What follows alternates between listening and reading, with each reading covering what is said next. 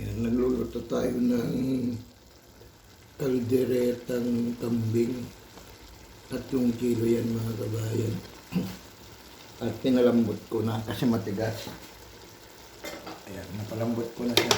Tunan ko siya ng bawang,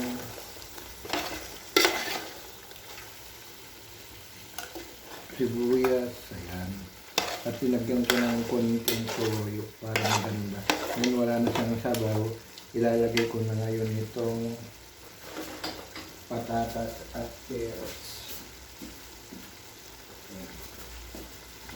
Minarinate ko kasi para masarap ang kaldereta. Kaldereta luto natin. Ayan. Ilagay ko muna itong patatas at carrots. Ayan. Para mapunin siya.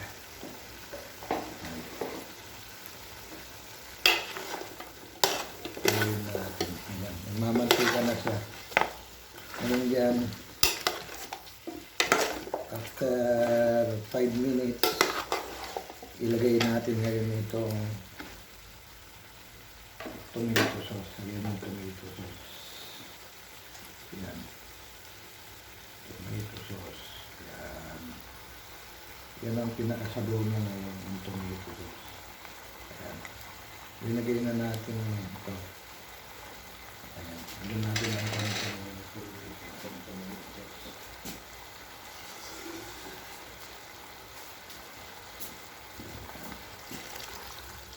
Para hindi masayang yung kalubin natin. Ayan. Para hindi masayang yung tomato sauce. Pinagyan natin konting tubig para mapanin. Ganyan. Kunahin natin. Ayan. Kalderetang kambing kabayan. Ayan. Ngayon, lagyan din natin ng konting toyo kasi nakalagyan na kanina para mapanlang siya. Ayan. Ito naman yung pampabango. Ayan. Dito kasi sa Italia may, ayan, lagyan natin ng tatlong pirasong laurel. Ayan. Pasok mo muna.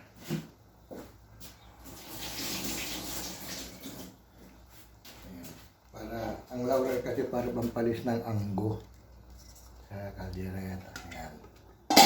Tayo natin kumulo. Ganyan na kabayan ang pagluluto ko ng buwan. Ayan. Wait natin ng ilang minuto.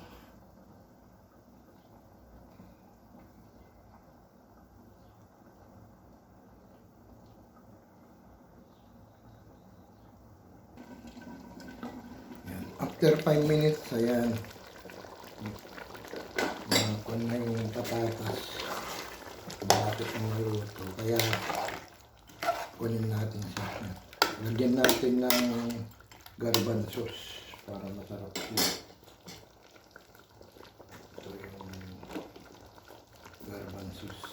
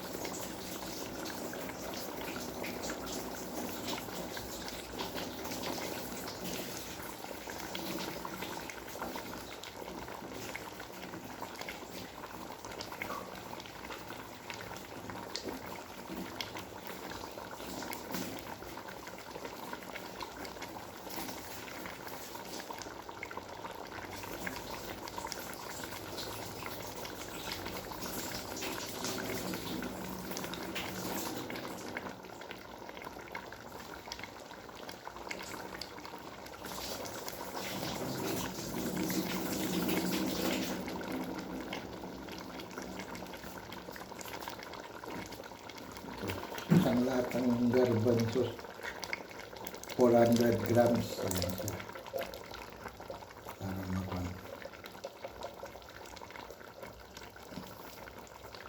Susubin din natin ang sabaw ng pinya. Ayan. Pag maulan ng pinya, hindi ko lalagyan ng pinya kasi Ayan, yung sabaw lang ng pinyang ilagay natin. Ayan. Para masarap siya. Hindi ko nalalagyan ng pan kasi magkukuhan siya, sandaling mapanis. Ayan, sabaw ng pinyang. Haluin natin. Ayan. Takpan natin ng ilang minuto.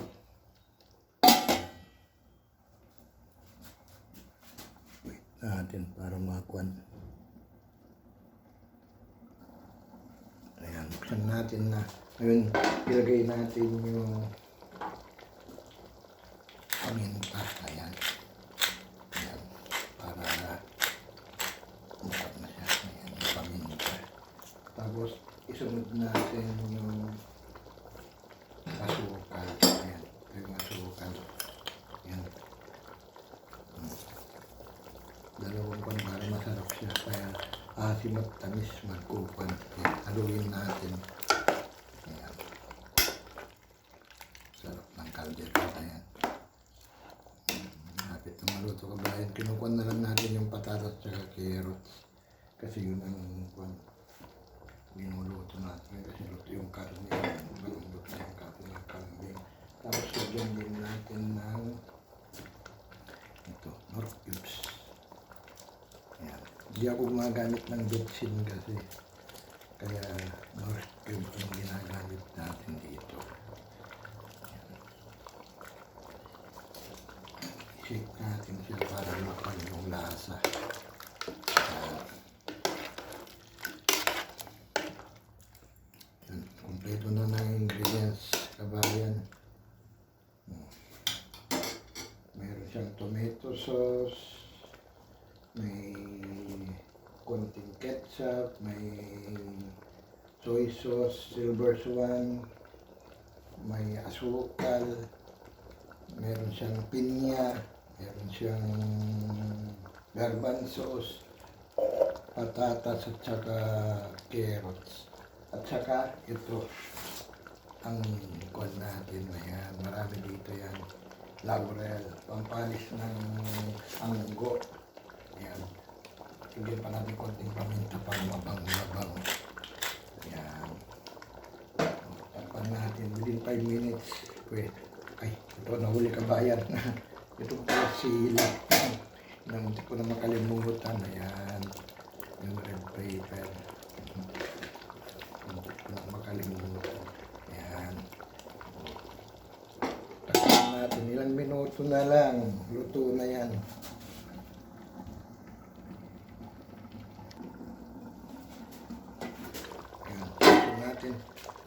Haluin natin. Ayan. Malapit na maluto kabayan. Ang sarap dito. Ayan. Bira kaming nakakakuan kasi dito sa Italia. Kambing. Mahal pang kambing dito. Pero at least naman, bawi naman. Ayan, hindi namin maubos ng pamilya. Ilan lang kami. Mali, anim dito. Pero ang gagawin namin yan, i-re-rep namin, prisa yung iba. Ayan. Ganyan ang pagluluto ng kaldereta. Sa akin ha, kabayan, ito ko ng Pilipinas. Kasi Ilocano ako, kaya may magluto-luto, magbuhat sa bata. Ayan, malapit ng maluto. Ang kinukuha ko na lang itong carrots at patatas. At saka dapat itong sabaw niya ay madami. Ayan. Hintayin kong lumapot yan. Ayan. Ayan, para ito sabaw. Para masarap na masarap. Kung naglalaban na ang karne at saka yung sabaw na konti. Ganyan ang pagluluto ng kaldereta. Sa amin na Ilocano. Yung pinakalambot na lang natin yung kabayan ng kanya para magdilik-dilik. Yung patatas malapit ang maluto. Pwede lang kabayan luto na. Ayun lang, kinukuhan ko lang yung kuhan. Mga 5 minutes lang kuhan ko nito. Pero pwede lang tikman. Harap. Harap kabayan. Okay na. Sarap siya. Nakuha yung lasa. Yung asim at tamis. Mayroon na kwan. Itong lagyan ko pang konting sabaw ng kwan. Kasi natatalo sa tamis. Sabaw pa ng pinya. Ayan. Natatalo sa tamis yung konting asim ng pinya. Ayan. Para masarap siya. Ayan. Para maglasang masarap. Takpan muna natin.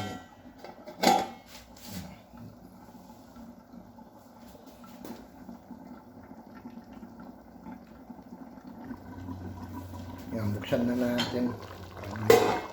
Medyo matagal na maluto ang kamuting na kaldereta. Ayan. Pero ang sarap ng kabayan. Luto na kabayan. Ayan. Tikman ko ulit kung talagang nag-absorb na yung lasa.